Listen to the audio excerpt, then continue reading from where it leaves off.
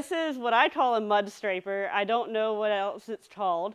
Like you can take it on drywall and put like the drywall mud on it and cover up holes and stuff. But this little thing is great for kind of banking up your substrate and kind of moving your substrate around like this. And then you can also use a paintbrush. Of course, make sure there's no paint on it. But you can like brush it. And if you are OCD like me and don't want the lines and stuff, you can brush it back and make it all pretty. So this is the base layer. And then I'm gonna. Another question. Yes. What is banking? When you put it up to the back. So you're banking it up like a bank on a riverbed or whatever. So you want to have more height in the back for more depth. So this tank is pretty narrow for 125 gallon, but if you bank it up in the back, like I have here and kind of up in the middle, so we're doing an island scape, you can kind of make it look more dimensioned. Tip and trick for you for this kind of build. I am layering the substrates to make it look more natural, but here on the bottom there's a lip right here. So what you can do is bank this up in the back like that, and then now you can't see the sand. So the actual sand that I want everybody to be able to see has 3 different substrates in it. So I can hide this base layer with the frame of the tank. What's that? Macaroni and cheese! This is some yummy looking macaroni and cheese. Okay, so Ashley, you've sent me some of these pictures before you got here. Mm-hmm. And I was like, wow, that's a lot of different things. Why? It is a lot of different things. But when you go out into nature, do you see just one type of thing? Yeah, I only see like green stuff. Green stuff? I mean, you see different rots. I mean, there's big rots, there's little rots, there's sand, there's, you know, this texture, this different gradient size. If you go and actually look at a lake or a pond and you just scoop up stuff, you're going to see different rots and different sands and plants or whatever green, you know. So when you mix stuff together, you create a naturalized. The base layer is going to be these 3 types of sand, and then you're going to do like scattered gravel. So then you scatter it around the rots and the wood and all of that, and you literally just kind of throw it, and because it'll make it look more natural after that. So we'll be throwing some rocks today. We're going to throw in some rocks and some substrate Sadie's and gonna love us all of it. Rocks. Yeah, we're going to throw rocks straight at the tank. No, kidding. Don't do that. that. Guy back there might not like us to throw rocks at the tank. No, it's not. Time out. This wasn't what I signed up for. He might not be too happy, but he gave me full throttle on this build, so I can do whatever I want. No, I'm kidding.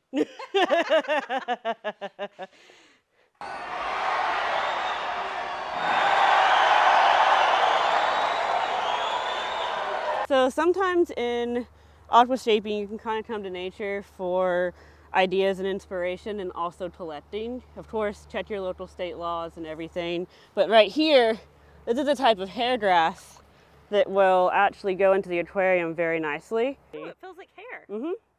So then this actually, it'll sprout up like this, and then this is another sprout. So it keeps building up, and it'll go up there, another sprout and everything. So you can come in here, and there's a couple different hair grasses here. I believe this is pennywort, and that can also go into an aquarium. Of course, clean it up a bit. And then this here is even a really awesome type of moss. I'm not 100% sure what it's called, but it's good for like terrariums, of course. And some mosses are, even if they're on the bank like this, they can actually be put in, submersed into water. So you just have to see which ones and do some research and all of that. But make sure you follow your local laws. Of course, Google is, you know, you just type in a Google and see what's going on there. Then there's, you can do an image search, and then also you can find a group of people that actually know what they're talking about. Go to the shows. The shows are a great source for people, and I've met so many great people through the shows, and that's how I've actually gotten into a Facebook chat group where I could go, oh wait, I see this hair grass, but I don't know what type it is, and I can take a picture of it and send it to the group. Aqua Natural Club, it's clubs on Facebook, you know, groups on Facebook, your local clubs, anything like that. You know, that's where I started to learn a lot. But then also just your own research through Google, and your actual state should have a documentation of stuff as well. You just have to Google your actual state. I didn't know this. Thanks for teaching us. Of course.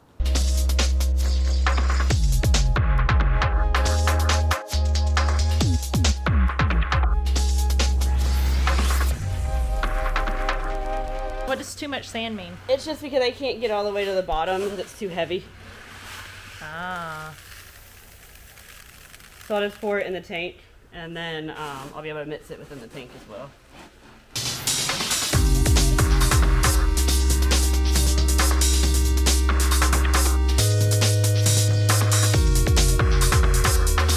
Why aren't we using our scraping tool?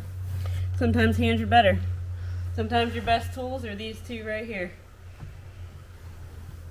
I'm OCD, so when it comes to leveling it out, I like to use a scraper, but for this, I just use my hands.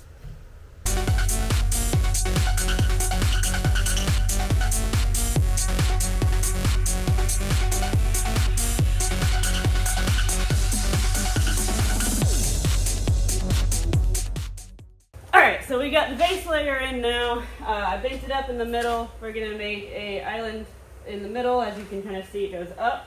But I wanted to introduce Brandy from Pisces. We're just going to hop into frame. So this is Brandy from Pisces. She has been helping me a lot. Thank you for everything. Of course. This whole build wouldn't be possible without this company, and I'm so glad I was able to meet you at the last show and finally meet you in person. Yeah, it's been great. We're going to put the decorative part in here as well. That's the next step when we get to Hardscape, and that's going to be the really tedious part. Everything is content. Everything is content. Don't forget to film it. Don't forget to film it. So the benefits of having a wood shop right there and a cabinet maker right there. I was like, we need a dojo, and he asked what it was, and I told him what it was, and I got a dojo in about 10 minutes. So what's really awesome is I measured the tank of where I want the rock wall, and then measured out this, and then I have a line through the sand, so now I can work outside of the tank instead of digging deep and killing my armpits and all of that, and then I can glue it outside of here and then put it directly into the tank. So never worked at a dojo before, so I'm very, very excited. This is my first time. And yeah, you can do anything on this. You can glue, you can spray it down with the water. What's cool about a dojo is like this rock here has a curve to it. So if you wanted the rock to be like this, you could do that. If you want it like that, you can make sure it's up like that with the sand. It usually stays. So it's not just a flat surface. And this is going to be fun. It's been exciting.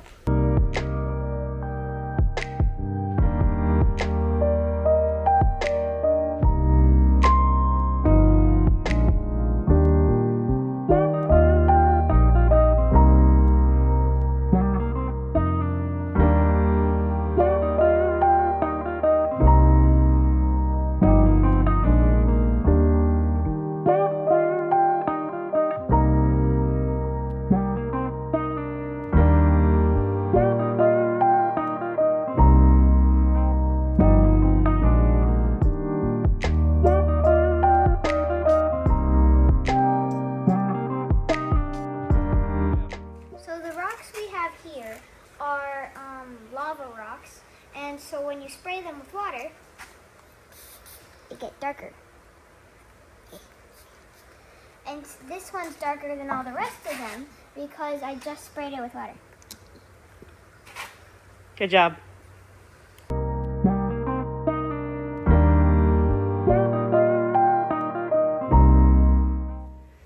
Alright, so that dojo is a great idea, but I've never used one before, and I thought it was going to be okay, but I think it was throwing me off a lot. So I decided to start shaping inside of the tank here, and I think it's looking a lot better than what it was in the dojo. And Jeff has actually been helping me out with ideas. So this is a little bit of Jeff's scape going on. It's giving me a great idea. Do 3 little islands, well, 1 big island and 2 smaller islands on the sides. And we're gonna go with that idea and see if it works out a lot better than what I was trying to do in the beginning. This is, one thing about aquascaping is it could go the way you think it's gonna go, or it could go the opposite way. And today it's went the opposite way, but as long as it turns out good in the end, that doesn't matter. Follow the journey and keep watching. So I have learned scaping in a tank is the way I need to do it, even though it sometimes hurts, because I'm so much happier with how this came out without having a dojo, because I'm not limited on the dojo.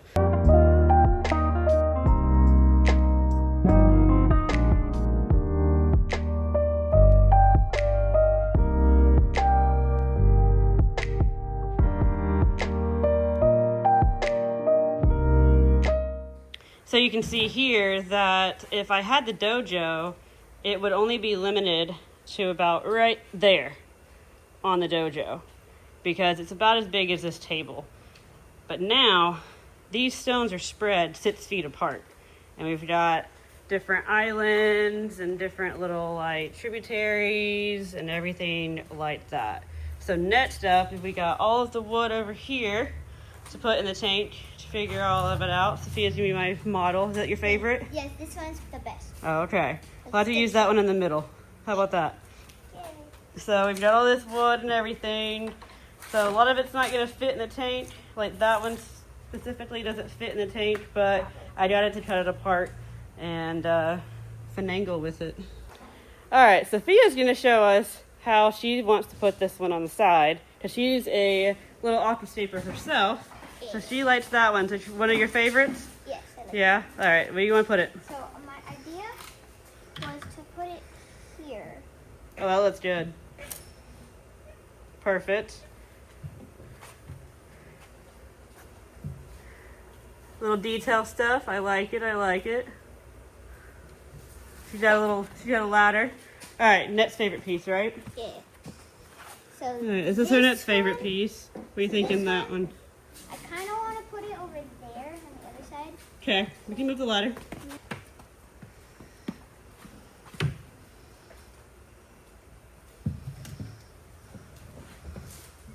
Very nice.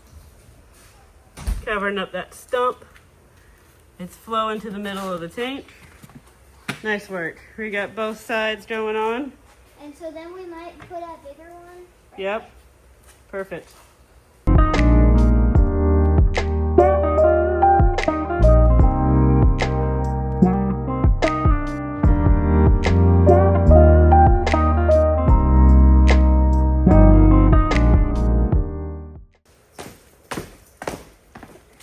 How do you like it so far? I love it. So we've got our rocks down. We've got a little bit of wood in here, kind of playing around, seeing how we like it, and getting Jeff's opinion on everything. And Why are we getting Jeff's opinion? Unfortunately, we have to because it's his fish room. Oh yeah, that's right. He's using this tank for a specific reason. It's more of a holding, breeding, fish room, and he's going to use it for a holding tank and stuff like that. So we're keeping the foreground completely open so he can net fish out and everything. So this is an update of the tank so far. We'll do some B-roll and we'll keep on drilling.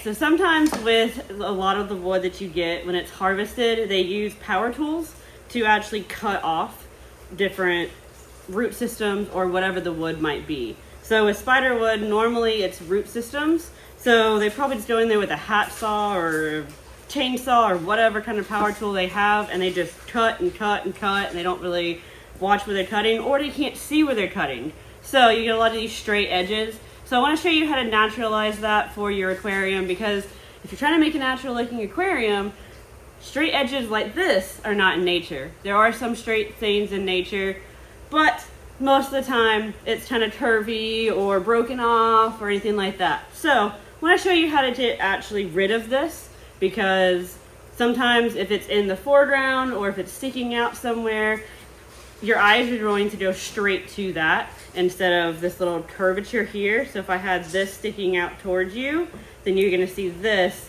more than this. So I'm going to show you how to naturalize that.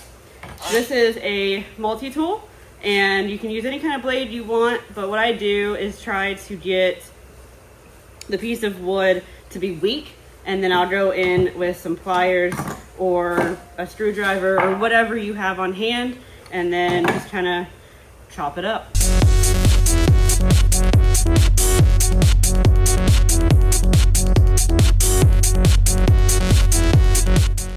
That is how you naturalize a piece of wood. Now, yes, it is disheartening sometimes when you pay a lot of money for wood and you decide to just twist it and break it and do all of that. But in my opinion, it looks a lot better now than it did, and now it looks a little bit like a hurricane even broke it off, or you know, anything like that.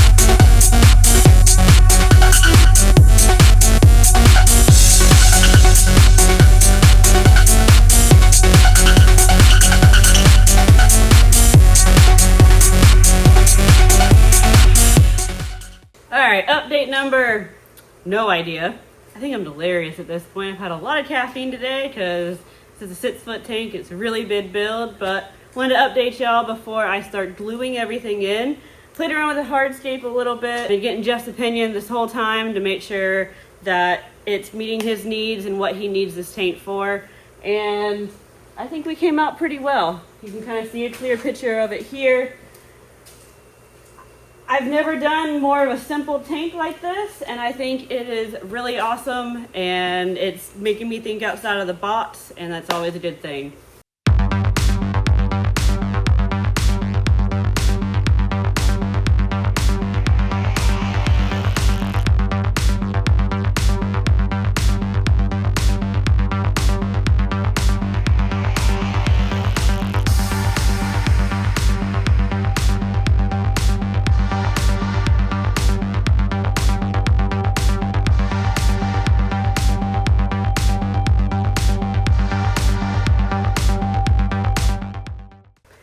And just like that, it is a new day. So you probably seen in the last clip that I was probably looking exhausted, kind of just done with the day and just everything like that. So we called it a night last night. We went through and did a lot of work and a lot of filming, and it was super fun to have Brandy from Pisces here yesterday, and we did all kinds of different content for Pisces channel, for my channel, even for Jeff's channel, and it was an amazing time. It was so much fun, but even having fun can get exhausting as well. So the scape wasn't really going the way I wanted it to go yesterday, and that happens, but you got to move on from it. You know, I tried that dojo thing and it just wasn't working out for me, and even my original idea that I had isn't even in the tank currently.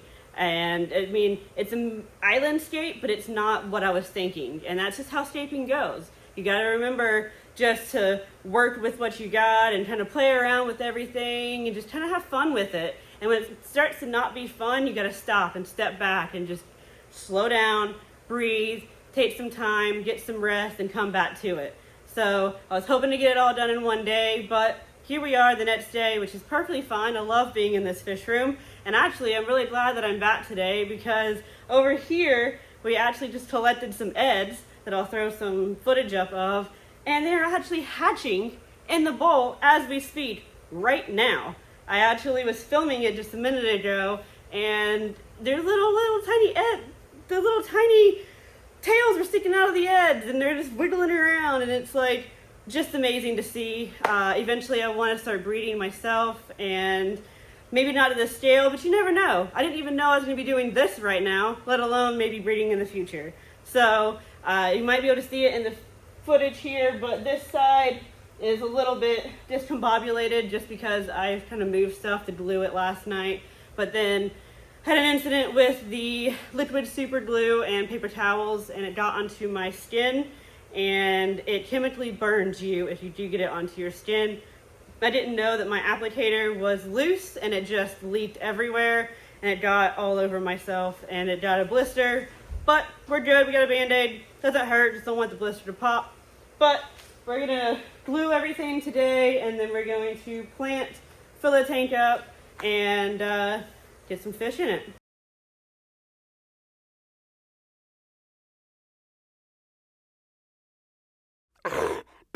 So I decided to give everybody an update. As you can see, we've got some stuff going on here. So what I've done is I've taken this side right here. All of this is glued. That's not going anywhere. Some of these smaller ones aren't. Then I took the middle piece out so that I could work around it. So this piece of wood right here, I actually glued to a flat piece of rock. It's a very heavy and dense rock, so that means that it won't float up, hopefully. It's an aquascaper's nightmare to do that.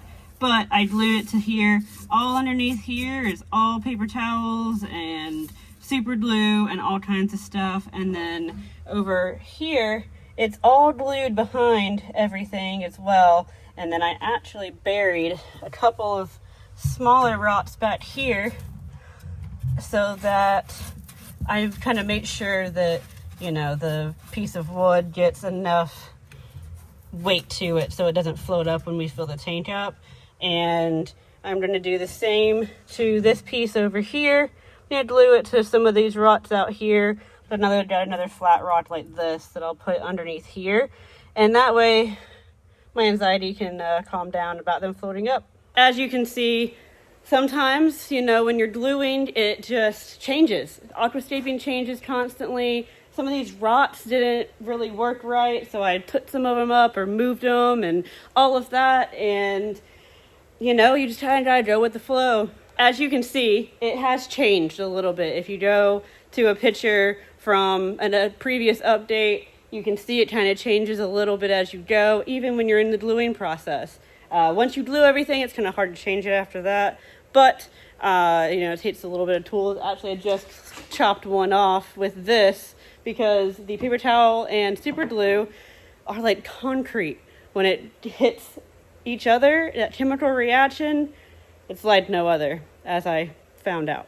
So with this, you kind of change it as you go if you want, and then you just kind of gotta go with the flow and keep going with what you know and what you like. And you know, it changes. Things come apart, things come out of the tank, like this piece here. Wasn't even gonna have this piece of rock to it, but I believe this is heavy enough to probably keep this down. I might glue some more smaller ones to it, but this whole piece right here where my index finger is was gonna go underneath the substrate. That was my plan. Once I put it in there and had it, I thought I had it where I wanted it and where Jeff wanted it, but things change. So we both kind of collaborated. He kind of told me what he likes, and then I went in and moved it a little bit, and we both kind of figured out what we both liked. And of course, this is Jeff's fish room, so he's going to be seeing it every day. I'm not going to see it every day. So things change, and I go with the flow. So this is the crazy thing going on right now. This is just a piece of flat stone that I'm going to glue onto the bottom of this piece of wood and bury this so no one's going to be able to see this piece of stone. So this is great because you don't have to worry about seeing all of this stuff. Like this right here is rock hard right now. I've already glued that just so it wouldn't move around on me. But all I did was take little pieces of paper towel like this, and I just kind of stuck it and shoved it underneath all of that. Do whatever you got to do to get it down in there, because you get more surface area doing that, in my opinion. And then you take your super glue. Well, before we take the super glue, let's do a little bit more right here.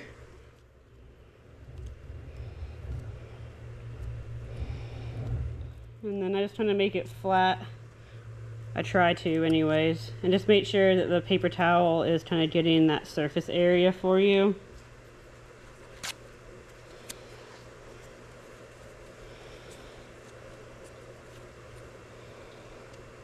And I like to use these little tiny pliers. I actually forgot. Oh, they came in a crafting clay kit that I got one time. But they're tiny little tweezers, and they have a little curve at the bottom of them, and they are perfect for this kind of thing.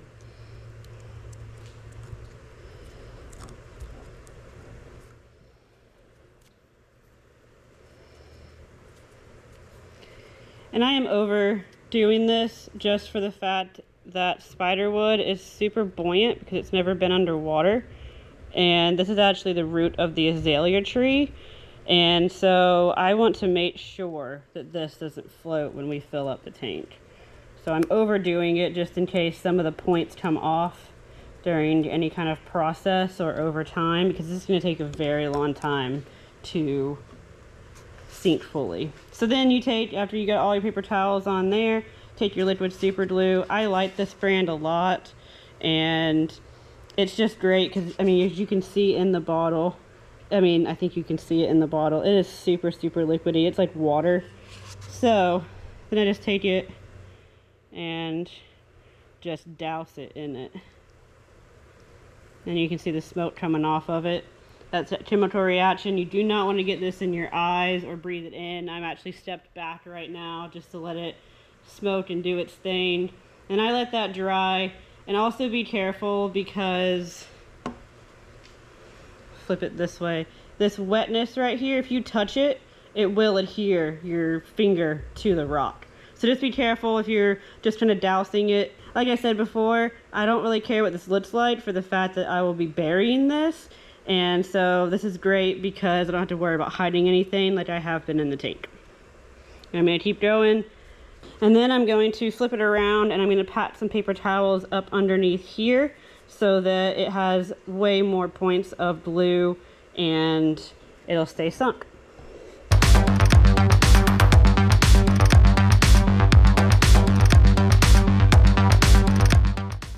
A tip if you're using the super glue with the paper towel method to glue your hardscape, what you can do is you can actually build up these layers in here to make a gap like this cohesive. So then you just put a little piece down like that, you go ahead and glue it down, and then you just continue to build that wall. So take a pair of tweezers like this. Make sure to not touch it with your fingers because that happened last night and this is what happens. So then now you can just pat this in there without getting super glue on your fingers. And then when you get that in there, go ahead and put some more on it.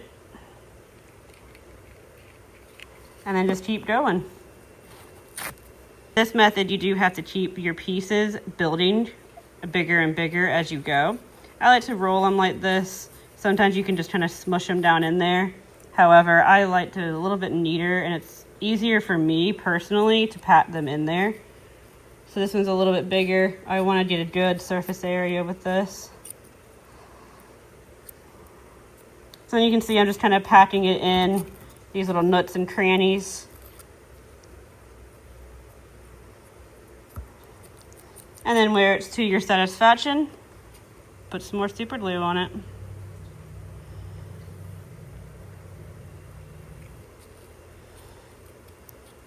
You can also kind of bunch it up like this, like I just did. I did have it folded, but it actually worked better for this little area, better than the folding method.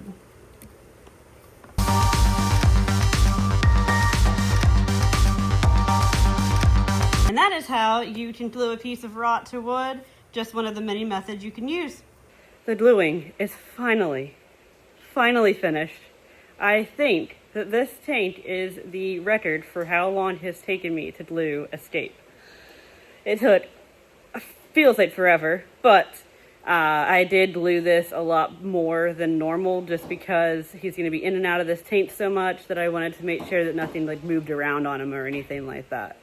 But this tank has taken another turn. This entire build has taken so many turns, but it's been so fun to do.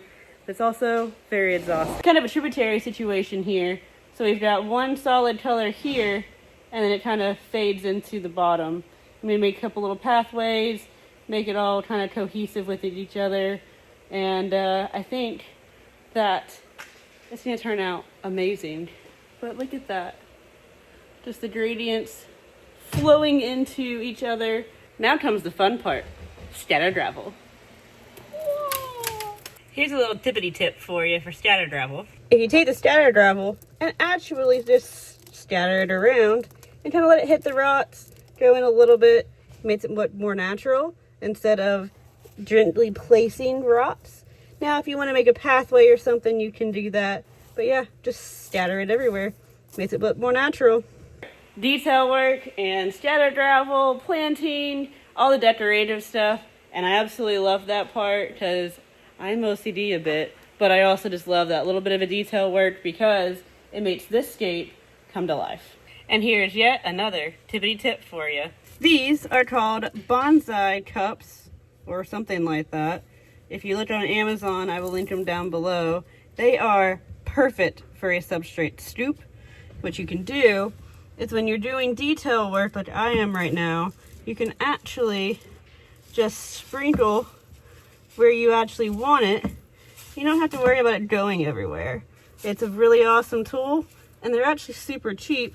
They're not even for aquascaping, but some tools that aren't even made for aquascaping are great for aquascaping. And there you have it, scatter gravel complete. I honestly think that might be my favorite part of a scape because it's just so much fun. Because last bit of scatter gravel, this is what you do. Done. I've been given the job to hold the hose by that man. That's a true story. Slowest filling ever. It's going to take 3 weeks to fill a 125. And we have water! Finally. Well, isn't this just a fun little contraption? We've got a Python hook with a pre-filter trickling down into a Tupperware container onto paper towels. It's our waterfall feature of the day. Another tippity tip coming your way. If you take a scraper like this, these are super cheap at a home improvement store. They're like 3 for I think $2 of different sizes. You can see I've used this a lot because it's chipped. It's one of my favorite tools of aquascaping. It's not an actual aquascaping tool, but you can see there's layers right here of different substrates that I've used to kind of bank up the back here to make it taller. Personally, I'm not a huge fan of this look, but it depends on what you're going for. But this tank with Jeff, you can actually see it from all 3 sides, so I want to fix that for him. So what you can do is take a scraper, put it to the glass, and push it all the way down past that point, and then take your little bonsai scooper and dump your sand right in that cranny, and then wiggle it up. And ta-da, you have no more lines. Oh, it's good to have your hands wet after dealing with all the substrate because your hands get super, super dry. See what time it is? It is plant time. Finally. This build's taking a long time, but I am super excited because I just did my favorite part of scatter gravel. Now we're going to start with some epiphytes. A lot of these plants are from Jeff's fish room that he's grown over the years. We've got beautiful Java ferns, different types of those, and then some of these very nice Anubias plants that are nice and big, and we've even got this mother of an Anubias as well. So I'm going to trim some of these leaves off, but I'm going to keep it this tall for now so I can kind of see where I want to put it in the tank, and I'm going to trim off some of the dead leaves. My choice method for planting epiphytes into a tank is to use gel super glue. What you want to do is the rhizome, which is this part right here, you want to put a little dots of glue, and you can plant it right directly onto a piece of wood or rock. Make sure to not get too much on there because you will eventually kill the plant if you get too much on there or you get too much on these smaller roots that are coming off of the rhizome. And with epiphytes, you do want to keep them above the substrate, so they do not need to go in it. They will rot and they will die because they need that water flow. Something like this, just for demonstration's sake, I'm probably not going to keep this one here because it is so massive. But you want to keep it above the substrate and onto a wood or a rock. Tippity tip number, I don't know at this point. With the rhizome plants, epiphytes, you can actually cut up the rhizome to make multiple plants. So for instance, this plant right here, just because there's only leaves really at the top, we're gonna go ahead and just use the top of this plant for this specific tank. So what we're gonna do is I just take scissors and I'll just cut off right there on this rhizome. There you have 2 plants now, and actually you really don't need all of these roots, the little small roots on here, but we're gonna leave them on there, throw it back into a shrimp tank and just let it grow for a different build. Not only did some of the plants come from around the fish room, but I also stopped by Fishy Business in Columbia, and I got some beautiful plants from them. Kat, the manager, helped me pick them out specifically for this scape and what we needed them for. And I got epiphytes, I've got crypts. I even got a mother plant of a crypt Wendedii, and it is beautiful and massive, and there's babies on it and everything. Kat was kind enough to take up the entire root system for me, and it is just going to be perfect for this scape because some of these fish that are going in here are going to be earth eaters, and this big root system is perfect for keeping the plants down when the gravel's getting moved around and stuff like that. We've got even hydrophilia, pentaphilia, we've got all kinds of plants. This is just a few of them that I got. Thank you again to Kat. I'm going to link everything for Fishy Business down below. Go check them out.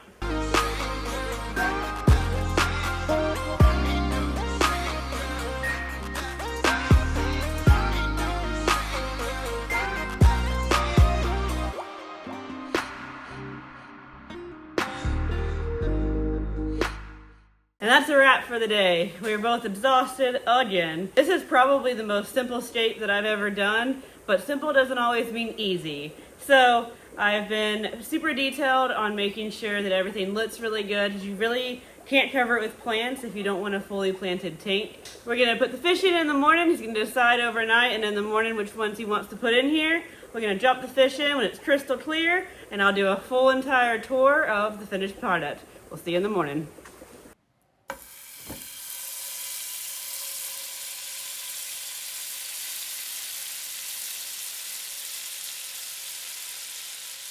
And just like that, it is a new day. As you can see, I'm feeling much better. Did wake up with some allergy issues. If you hear me stuffy, that would be the reason.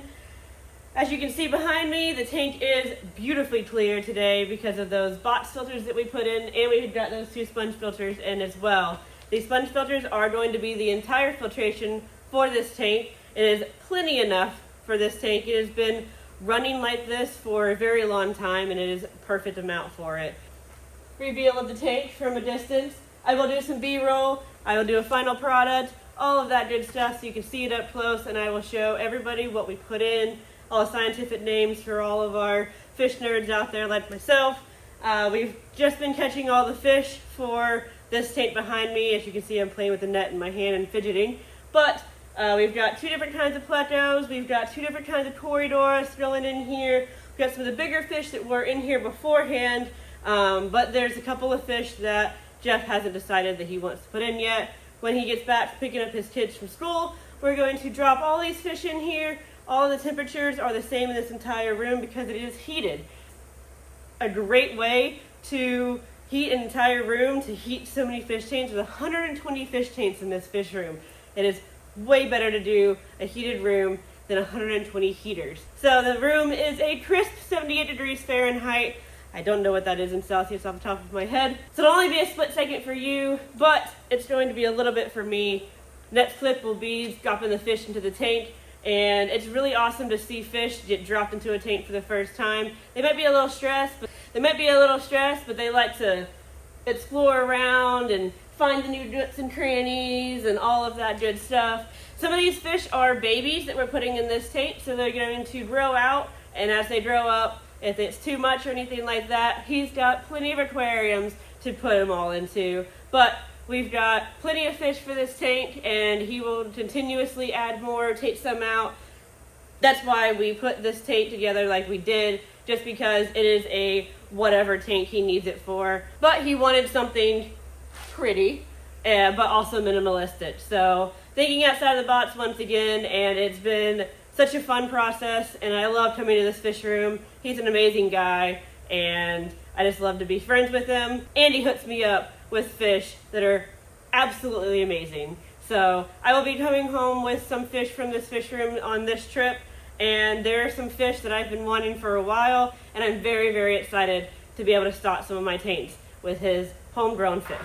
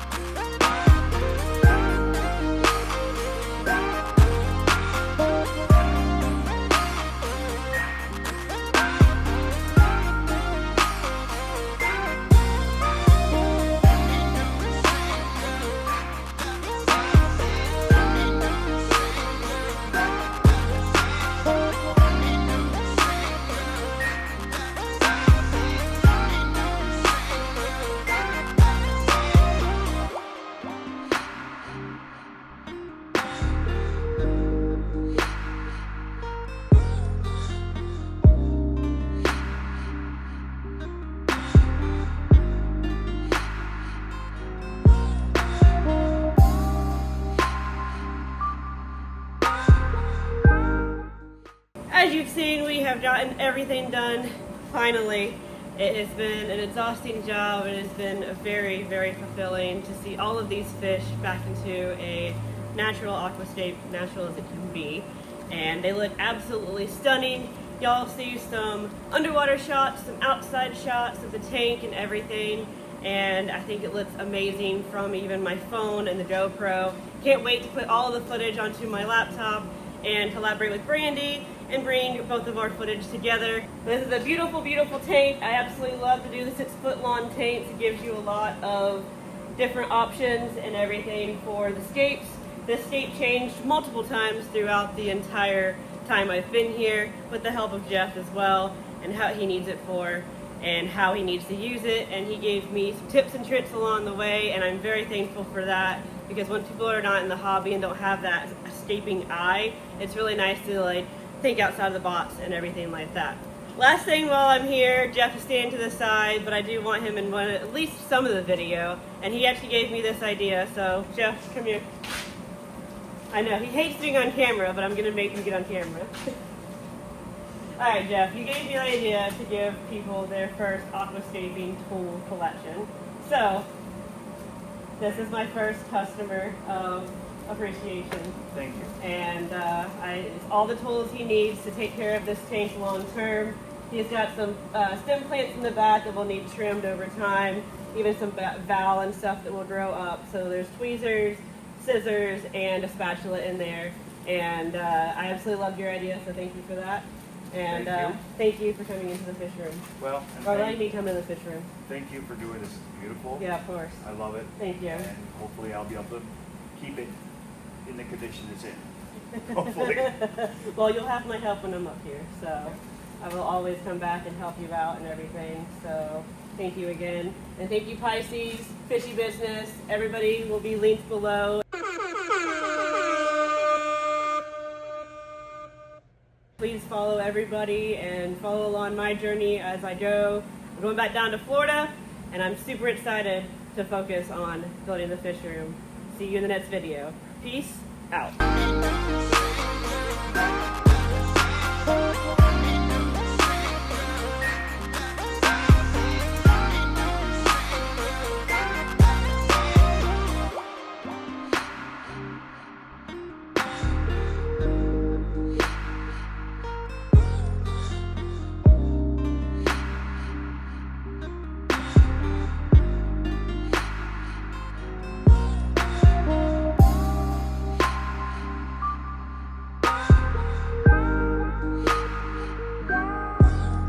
Bye.